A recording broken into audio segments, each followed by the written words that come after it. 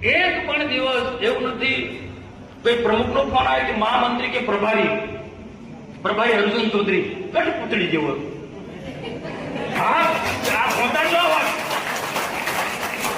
અર્જુન ચૌધરી એટલે કઠપુતળી, જેટલું નતા એટલું કામ કરવાવાળો. જિલ્લાના ટીમની એની જવાબદારી છે કે મને મોકલવું છે કે આ સીટ નબળી છે, આ જિલ્લા સીટ છે કે આ વિસ્તાર નબળો, ત્યાં મને મોકલવું જોઈએ.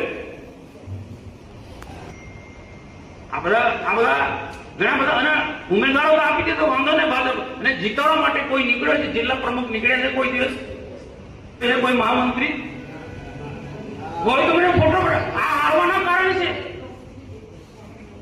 પ્રમુખ એસી ઓફિસમાં બેસી રહે, મહામંત્રીઓ એસી ઓફિસમાં બેસી રહે, તો કઈ રીતના તાલુકો જિલ્લો જીતવાનો છે ભાઈ?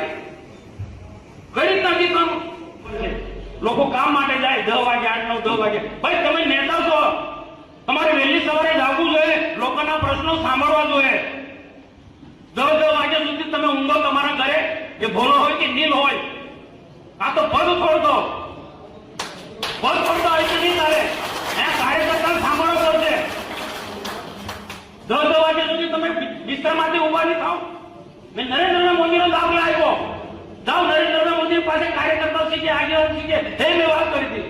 4 વાગ્યા માણસ જાગી જાય, બ્રહ્મોત્સવ જાય, નીચે પ્રવૃત્તિ કરે, પૂજા પાઠ કરે, ના 9 વાગે તેનું કાર્યાલય ચાલુ થાય, લોકોને સાંભળવાનું ચાલુ કરી દે. ના આ અનેક રાજ્યો ના અનેક સંગઠનના લોકો આ પ્રકારની આપણી કાર્યપદ્ધતિ છે ભારતીય જનતા પાર્ટીના. પેલા લોકોમાં અને આપણા લોકોમાં બહુ ડિફરન્સ છે.